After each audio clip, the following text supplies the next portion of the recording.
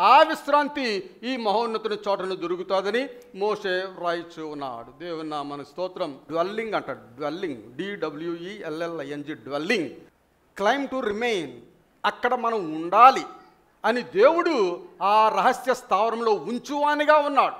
దేవుని రహస్య స్థలంలో మనం ఉన్నట్లయితే మాటికి మనం బయటకు వచ్చి ఎండ దెబ్బ తినేసి లోనకి వెళ్ళిపోయి మంచినీళ్ళు తాగి మళ్ళీ బయటకు వచ్చి ఎండ దెబ్బ తినేసి ఇంట్లో ఉండి జ్వరం పెట్టుకొని ఆ విధంగా దేవుడు చేయడండి.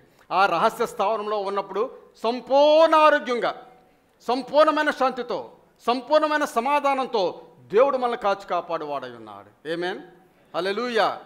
అయితే ఇది ఒకసారి ఉండి ఒకసారి పోయేది కాదు, అది కంటిన్యూగా ఉండేది. ఆ ఆరోగ్యము, ఆ సమాధానము, సంతోషము ఇదంతా కూడా కంటిన్యూగా ఉండేది ప్రియులారా. అబైడ్ ఇన్ సీక్రెట్ ప్లేస్ అంటాడు. అబైడ్, నివసించడము, ఆ రహస్య స్థావరంలో మనము నివసించడము అని అంటాడు.